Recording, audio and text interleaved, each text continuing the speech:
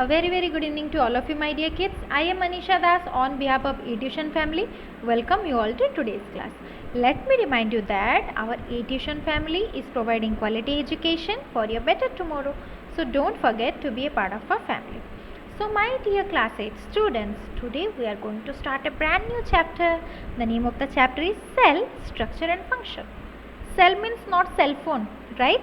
So what is cell? And today we are going to have a very interesting session, because in today's part I will be telling you an interesting story about who discovered cell, how the cell got discovered. So are you ready for that? Okay, so let's move ahead. What are the points we are going to discuss? We are going to discuss about the discovery of cell, who discovered the cell, and what is cell, what is the cell size, cell shape and cell number. Okay, so first is discovery of cell. These are two scientists. Okay, cell was first discovered by Robert Hooke in 1665. So in the year 1665, Robert Hooke was a scientist who discovered cell. He observed the cell in a cork slice with the help of a primitive microscope. My dear kids, primitive means very old time, that is not advanced, right? So Robert Hooke made himself, he only made the microscope, and with the help of that microscope he discovered cell, right?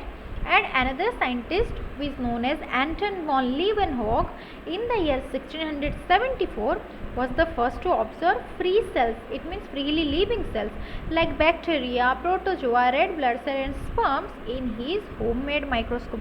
So see, they are really intelligent, they are very brilliant. They made microscope with themselves, by themselves only. Okay, so let's see what is the actual story. See what Robert Hooke saw. So the cell was first discovered and named by Robert Hooke in 1665. Okay, so Robert Hooke named it, or first he observed, whatever he observed he named it as cell. Okay, he observed a slice of cork. Okay, he observed a slice of cork that is found from the bark of a tree. It looked like structure of honeycomb. See, this one is the picture he observed under his microscope, and this is the picture of honeycomb. Can you find any similarities? They are looking similar, right? So consisting of many small rooms. Here also honeycomb, they are having many small rooms. In this picture also it's having many small rooms. He called these boxes cells. So these small rooms are called as cells. Why he named it cell?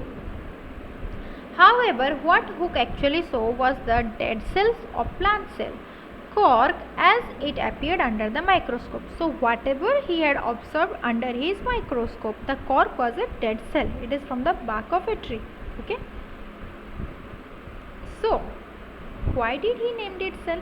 आपने भी ये कभी सोचा हो कि mummy papa ने मेरा नाम ऐसा क्यों दिया? मैं भी सोच रही थी, उन्होंने मेरा नाम मनीषा ही क्यों दिया? So like that, ये भी क्वेश्चन हमारे दिमाग में आते हैं. Why he called it cell?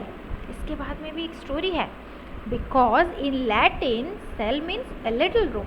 Latin एक लैंग्वेज है जिसमें cell का मीनिंग क्या होता है? Small room. और ये किसके तरह दिखता है? How does it look? It look like small room, right? It looks like small rooms. That's why he called it cell. Understood? Yeah. Now moving to the next. Events in cell biology. My dear kids, what is cell biology? Biology means learning about or study of living world. About the cell we will be studying in this. So first one is our Robert Hooke, very intelligent. In the year 1665 he observed dead cell through self-designed microscope. Okay, after that in the year 1675 another scientist A.V. Leeuwenhoek observed free living cells in water. See, Robert Hooke observed the dead cell. Then A.V. Leeuwenhoek thought, okay, you observed this dead cell. तुमने dead cell को देखा, and I am more advanced than you. Okay, I will also make one microscope and I will study about the living cells. Okay, with the advancement, right? आपने देखा होगा जब आपके mummy papa छोटे थे ना, तब क्या था? टेलीफोन था, राइट? उसके बाद धीरे धीरे छोटा कीपैड वाला मोबाइल है, और अभी हमारे पास स्क्रीन टच है. Like that, see with the time we get advance होते हैं ना हम. Like that, Robert Hooke ने dead cell देखा. Then A.V. Leeuwenhoek was, I will do something great than you or better than you. Then A.V. Leeuwenhoek observed the living cells. Then after उनके बाद कौन आए? In the year 1831 Robert Brown. See Robert are there very intelligent ना. Then Robert Brown है, वो Robert Hooke थे, right, and he is Robert Brown. He observe nucleus in the cell. So first they were only observing the cell from the outside. After that they went deep into the cell. Cell के अंदर देखना चालू कर. इंसान है ना, आदत से मजबूर है ना.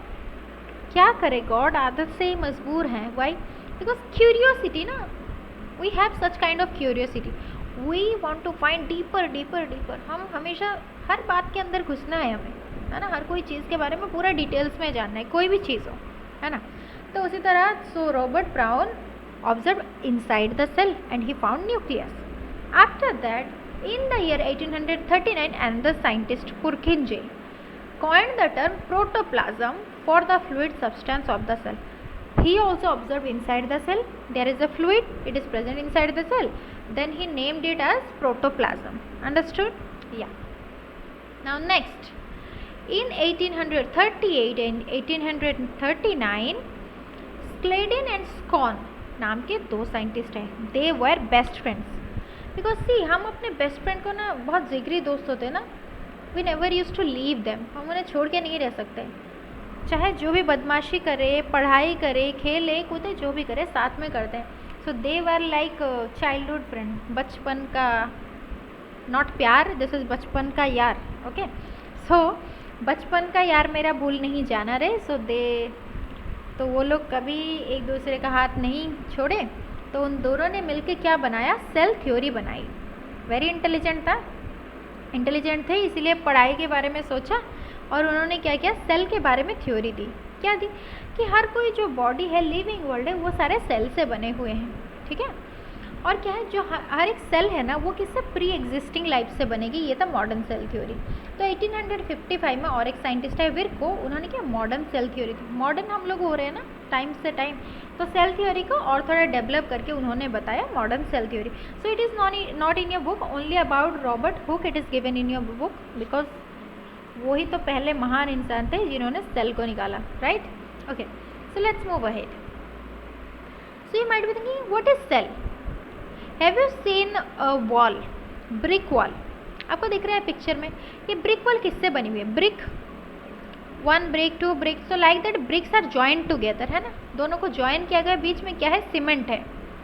ओके. सो तो ये वॉल का अगर मैं आपको यूनिट पूछूँ, स्मॉलेस्ट यूनिट, बेसिक यूनिट, किसके बिना वॉल नहीं बन सकती? Obviously it is brick. Like that cell are the building block of our body. हमारी बॉडी भी सेल के बिना नहीं बन सकती. Understood? Like that, like the bricks. Okay, bricks are major component of a wall. Like that, cell is the major component or basic component of our body. Understood? Yes. Now see, what is cell? The body of all organisms is made up of tiny microscopic unit. See, tiny, छोटे हैं. कितने छोटे? इतने छोटे कि हमें अपने खाली आंख से दिखाई नहीं देंगे, चश्मा लगाने से भी नहीं दिखाई देंगे. They are very special. सो अगर स्पेशल गेस्ट है तो उसको स्पेशल खातिरदारी भी करनी पड़ेगी. कैसे? तो स्पेशल एक इंस्ट्रूमेंट है जिसको हम बोलते हैं microscope. Sorry, it is called as microscope. It means इतने छोटे हैं, we need an instrument to look into them. तो माइक्रोस्कोप पता है आपको, जब हम ब्लड टेस्ट करने के लिए जाते हैं ना, तो कैसे वो लोग क्या टेस्ट करते हैं? Under the microscope they use to see our blood, study our blood, that what is there, which infection we are suffering from. Right. So वो इतने छोटे हैं कि we can not see them with our naked eyes. Right. Then next is the cell is a fundamental, structural and functional unit of living organisms and basic unit of life. अब ये तो पता चल गया आपको, ये तो बड़ा ही महान इंसान है. लाइक महान यूनिट है, नॉट इंसान. क्यों? Fundamental, structural, functional. जैसे राजाओं के नाम से पहले नहीं, चक्रवर्ती, सम्राट, राजाधिराज, राजाधीश, ऐसे कुछ लगते हैं ना. तो क्या है? डिस्क्राइबिंग वर्ड्स, एडजेक्टिव्स लगते हैं. तो सेल के पीछे भी हमने एडजेक्टिव्स क्या क्या लगा दिया? It is fundamental, structural and functional. Fundamental तो है भैया, बिकॉज उसके बिना कोई भी ऑर्गेनिज्म बन ही नहीं पाए. स्ट्रक्चरल, बॉडी को स्ट्रक्चर देती है. फंक्शनल, बॉडी के हर एक ऑर्गन को फंक्शन करने में भी हेल्प करती है. That's why it is called as fundamental, structural and functional unit of life. Understood? Yes. Now next is the shape of cells is related to the specific function they perform. So first comes cell का shape.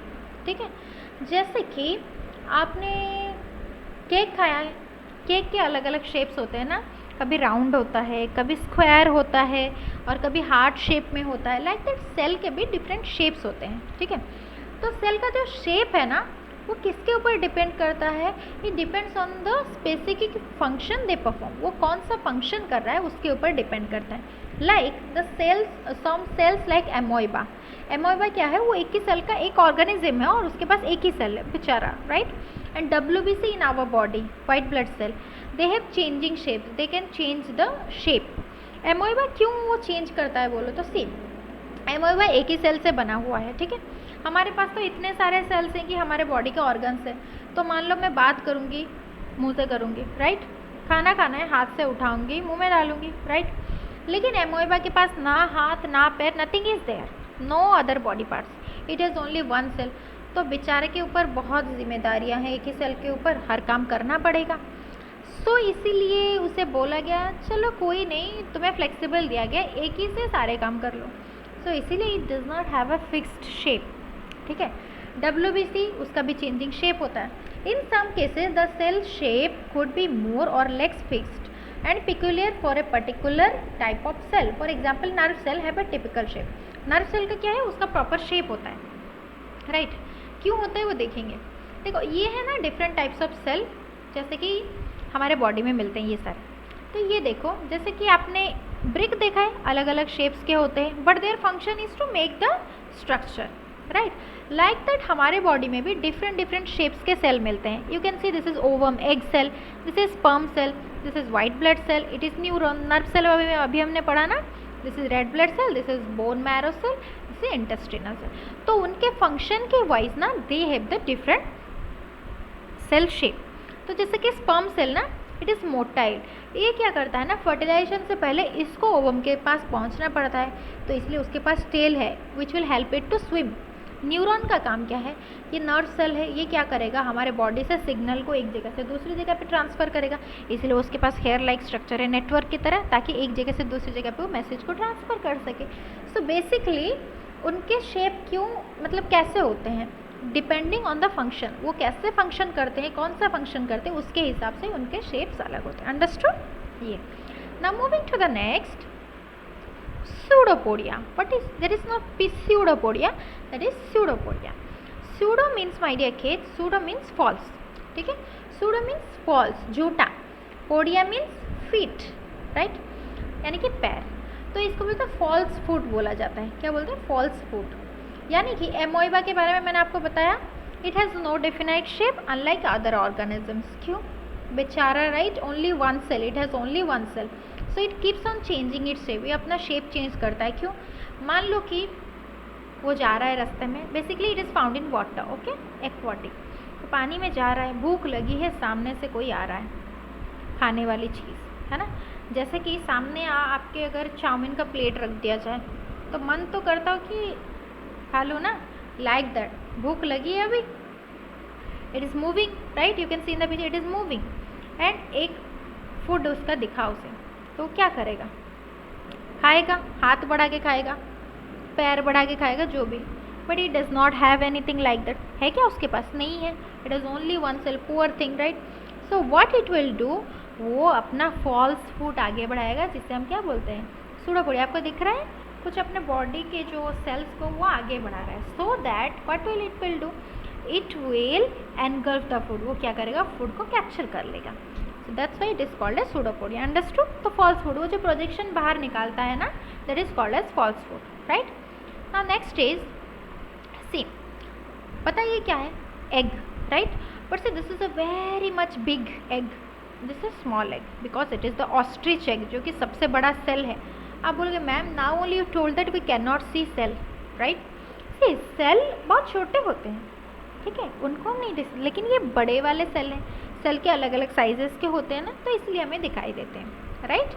ये जो हम cell को तोड़ते हैं ना, ऐसे मिलता है ना, यॉक मिलता है और एक वाइट कलर का पार्ट मिलता है, तो यॉक इज द न्यूक्लियस, ये क्या होता है, न्यूक्लियस हमने पढ़ा, nucleus, and this is the protoplasm जो लिक्विड पार्ट होता है, राइट।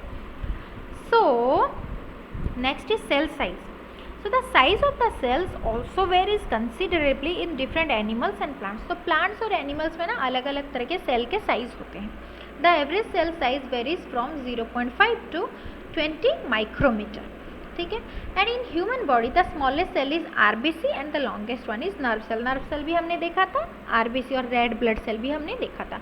तो हमारी human body में सबसे small cell है red blood cell और longest one कौन है, nerve cell.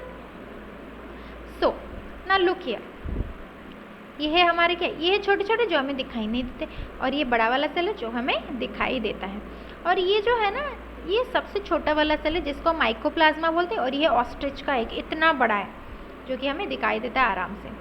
Points to remember, क्या है points to remember, the largest cell is the ostrich egg. आपको दिख रहा है कितना बड़ा है, इतना बड़ा है ऑस्ट्रिच का egg. And the smallest cell is the mycoplasma, type of bacteria. ठीक है, जो जिसका पिक्चर मैंने आपको दिखाया. Now next is size of the cell. देखो, the size of the cell has no relation with the size of the body of the animal और plant. अगर आपको दिमाग में ये ख्याल आए कि चींटी जो है ant, it's very small right, and the elephant is very much big, तो यानी कि एलिफेंट का सेल इतना बड़ा होगा और एंट का सेल इतना छोटा होगा. It's not like that. उसके बॉडी के साइज़ के हिसाब से उसका सेल के साइज़ में कुछ उसका रिलेशन नहीं है, क्योंकि हमने क्या पढ़ा, सेल का जो शेप होता है वो किसके ऊपर डिपेंड है, उसके फंक्शन के ऊपर. And the size of the cell is related to its function. तो सेल का साइज भी फंक्शन के साथ ही डिपेंड करता है. For example nerve cell both in the elephant and rat are long and branched. जो नर्व सेल है वो लॉन्ग और ब्रांच ही रहेगा. उसका काम क्या है, मैसेज को इधर उधर करना, पास करना, तो वो उसी काम करेगा ना. They perform the same function that of transferring message. तो ये क्या करता है, उनका फंक्शन क्या है, ट्रांसफरिंग मैसेज. अगर आप ये बोलोगे कि मुझे बड़ी बातें करनी है तो मैं एक बड़ा सा मोबाइल लूँ, और मुझे थोड़ा सा बात करना है तो छोटा सा मोबाइल लूँ, ये तो नहीं है ना. बात करनी है तो मोबाइल ही चाहिए, right. So according to that, according to their function उनका साइज डिफर करता है. Next is cell number. किसके पास कितने सेल होंगे. सेल नंबर किसी के पास भी फिक्स नहीं होते. The number of cells in living beings differ from one in unicellular organisms to many in multicellular. यानी कि जिसके पास एक सेल होगा it is called as unicellular, जिसके पास बहुत सारे सेल्स होंगे उन्हें हम मल्टीसेल्युलर बोलेंगे. देखो, the number of cell is not defined in multicellular organism. Unicellular का तो एक ही है, कोई ऑप्शन ही नहीं है बढ़ने का. लेकिन जो मल्टी यानी कि कितने होंगे ये फिक्स नहीं होता, क्योंकि जब आप छोटे होते हो ना इतने चुन्नू मुन्नू से होते हो, आफ्टर दैट यू ग्रो, फिर हम बड़े होते हैं. तो हम बड़े क्यों होते हैं, क्योंकि सेल के नंबर बढ़ते हैं. ठीक है, तो क्या होता है हमारे ग्रोथ के हिसाब से, हमारे वजन के हिसाब से हमारे सेल के नंबर बढ़ते हैं. तो ये देखो, ये हमारा पोर थिंग बेचारा amoeba, it has only one cell, and this is the dinosaur, बहुत ही बड़ा एनिमल जिसके पास number of cells are there, right. Okay, now moving to the next, what are unicellular and multicellular organisms. जैसे कि मैंने बताया, यूनिसेल्युलर यानी having only one cell, it is made up of single cell. Multicellular यानी कि made up of large number of cell, यानी कि more number of cells. And unicellular organisms all functions are performed by single cell only. और कोई option है, is there any option, दूसरा रास्ता ही नहीं है. तो क्या करेगा, only one cell and the single cell will do all the function. लेकिन multicellular it has different types of cell for performing different types of function. The same cell is use for reproduction. Unicellular एक ही cell है, reproduction भी उसी से करेगा. But multicellular के पास they have their own specialise cell which is called a germ cell, जो कि रिप्रोडक्शन में हेल्प करती है. यूनिसेलुलर का एग्जाम्पल कौन कौन है, amoeba, yeast and bacteria. Multicellular के ऑर्गेनिजम्स कौन है, example cat, dog and human. I hope that it is clear. आपको क्लियर है सब कुछ. I hope that it will be very much easy for you to understand. So my dear kids, now it's coach time. It's always the small pieces that make the big picture. आप मान लो हमारे cell को ही ले लो, एक cell से मिल के क्या होते हैं, बहुत सारे सेल्स बनते हैं, फिर बहुत सारे सेल मिल के क्या करते हैं, एक बड़ा सा ऑर्गेनिजम्स बनाते हैं. और ये कैसे बनते हैं ये हम नेक्स्ट पार्ट में देखेंगे. मैं आपको बता देती हूँ, एक सेल, फिर बहुत सारे सेल, उससे टिश्यू बनते हैं, टिश्यू मिलके टिश्यू क्या करते हैं, ऑर्गन, ऑर्गन से ऑर्गन सिस्टम, फिर एक बड़ा सा ऑर्गेनिज्म. कैसे बनता है नेक्स्ट क्लास में देखेंगे. तो हमें ना बेटा कभी किसी को छोटा या बड़ा समझना नहीं चाहिए, क्योंकि छोटा पैकेट तो बड़ा धमाका होता है ना. तो क्या होता है ना, छोटे छोटे, आपने देखा समुंदर का पानी एक एक बूंद मिलके तो इतना बड़ा समुंदर भरा है, नहीं तो कैसे भरता। सो छोटे छोटे, अगर आप भी लाइफ में कोई काम करो, छोटे छोटे स्टेप आगे बढ़ाओ, आप ज़रूर लाइफ में आगे जाओगे। I hope that it's very much clear to you. और आपको आज का क्लास शायद अच्छा लगा हो। I hope that it will be very much beneficial for you. So my dear kids, I would like to request you be a part of our eTuition family. Don't forget to like, share and subscribe and comment in the comment section. If you are having any doubt, just ask me. Till then, have a good day, stay safe and stay happy.